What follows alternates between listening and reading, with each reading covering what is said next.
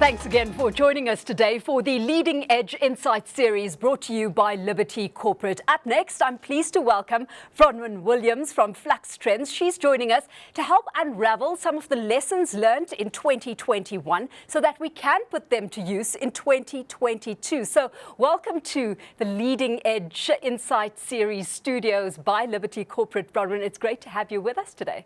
Thank you so much for inviting me. Right at the top, let's get through what Flux Trends is and talk us through some of the research you've compiled for Liberty that we're going to be getting into greater detail on as the conversation progresses.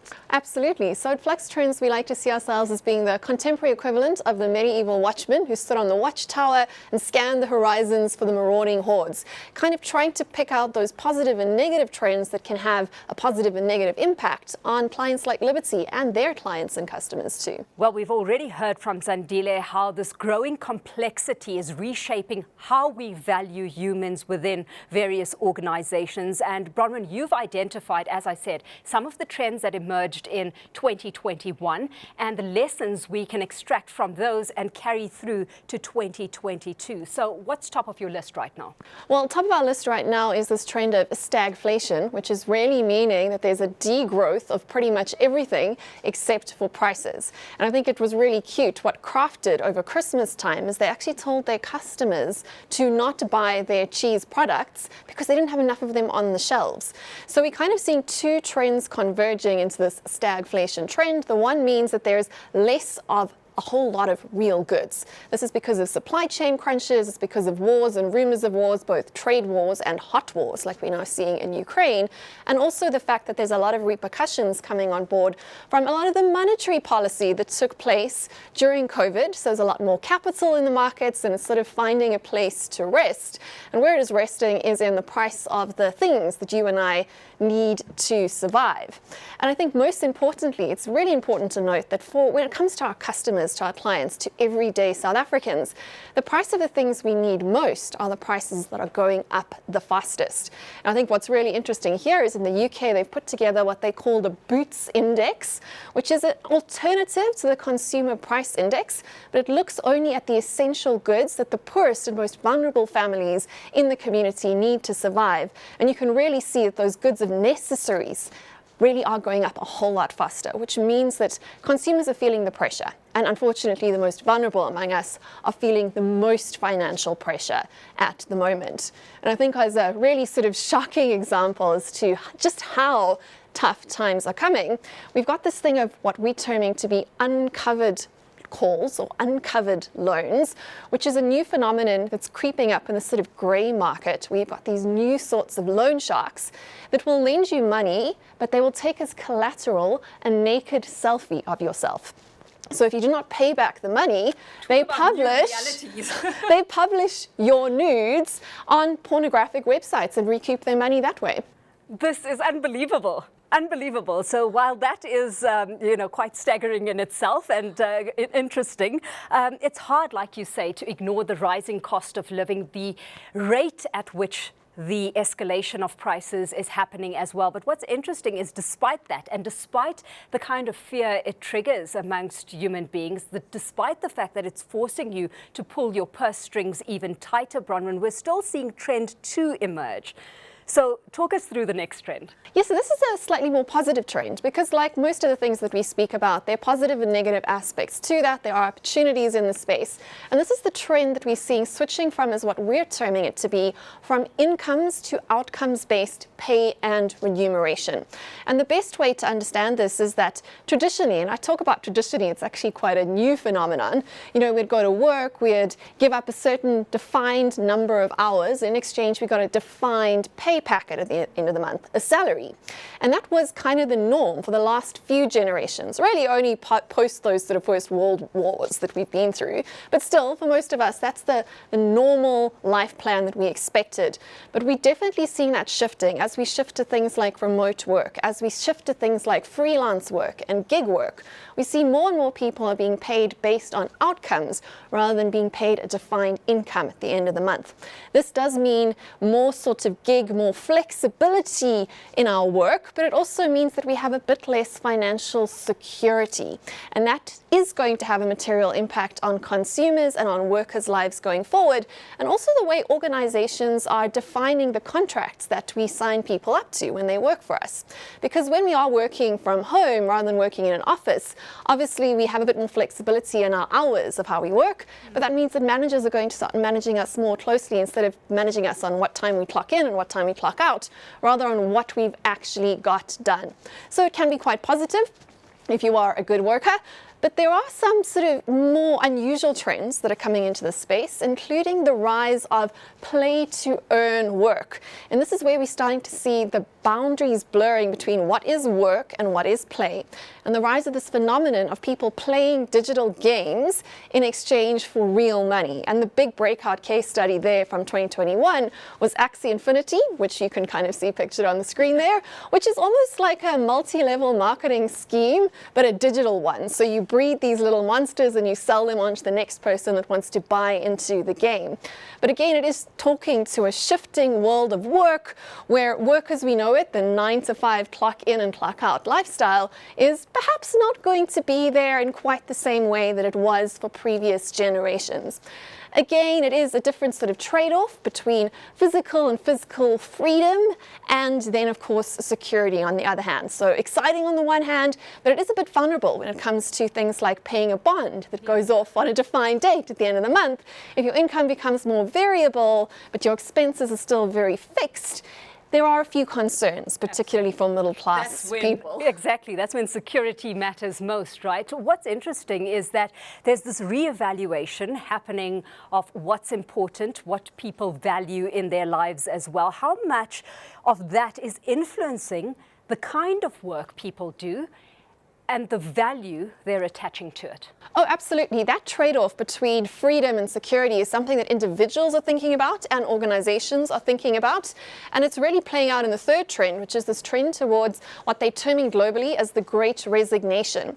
And this is how many people have reevaluated their life priorities over COVID. There's nothing quite like literally facing your own mortality to make you question what you're doing with your days and how much time we spend on the work that we do, and if it is something that we really want to be spending our precious time on this planet doing. And we see many workers across the socio-economic divide and across the world quitting their jobs, starting new careers, or taking time out if they are so financially lucky to be able to really think about what their next move is going to be. But this trend is also playing out among the younger generation, which is where it gets really interesting, in that if older workers are resigning from their jobs, going on sabbaticals, or making a midlife career transition, we've got younger people opting into what they're terming to be the lying down flat generation, which should give organizations who are looking to hire a future workforce a bit of a pause for concern. These are young people who might even be graduates, and yes, this trend is playing out in South Africa too. They're not even looking for a job, that would rather just go back home, live with their parents, and live a minimal life, or as they call it, optimize on being a time millionaire rather than being a real millionaire. So if you are a recruiter, maybe you should be a bit concerned about where your future workforce is going to come from. Young people are questioning whether they want a job at all. What is interesting is that you say this is happening in South Africa. It's a trend that's emerging fast, and that despite the fact that we're looking at a youth unemployment rate sitting in excess of 66%. What other avenues are being explored, though, outside of the formal employment ambit? Yeah, so we are seeing rises in entrepreneurship in certain sectors. We're also seeing extensions of education, so young people kind of staying in education for longer.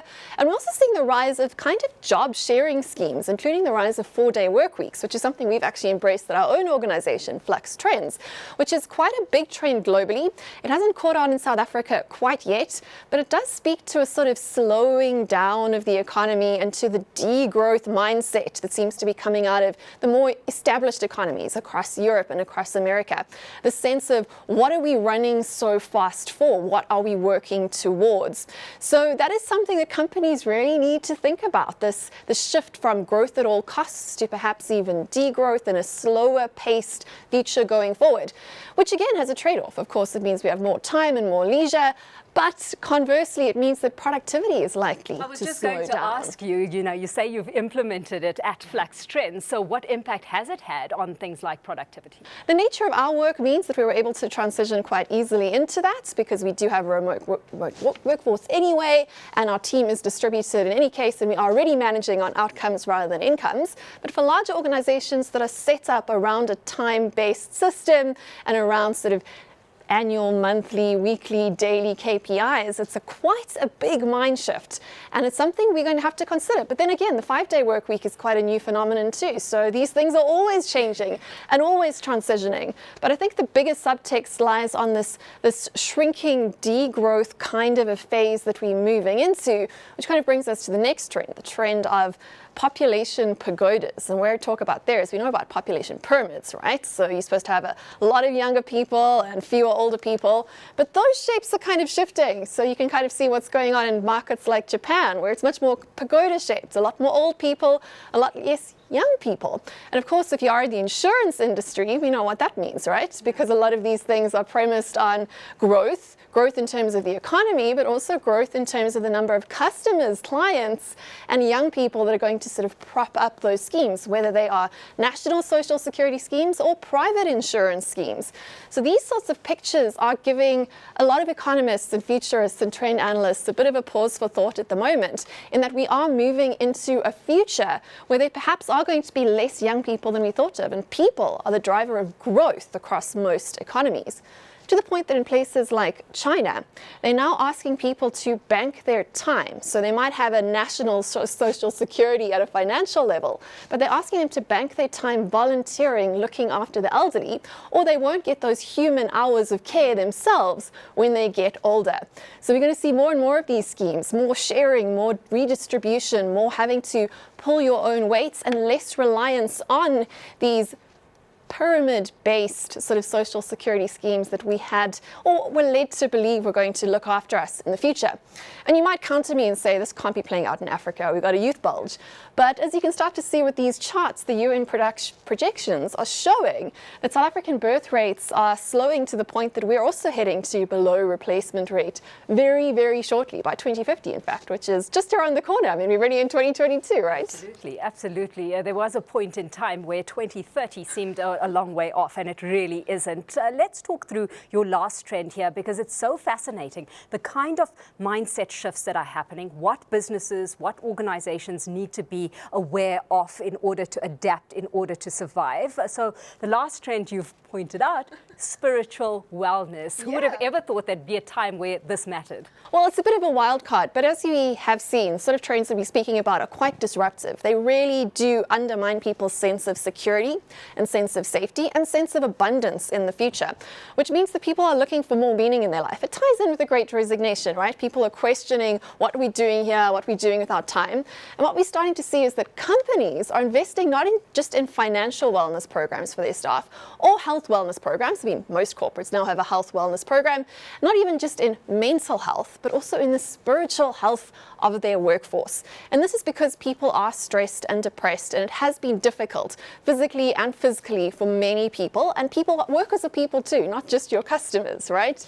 And that's why we're starting to see organizations actually hiring spiritual wellness consultants to come in and do spiritual wellness programs in the workforce, which are designed really to help people find meaning in their day-to-day life, to try and avoid that great resignation, but also to get people feeling happy about what they're doing, with really what is the majority of your life.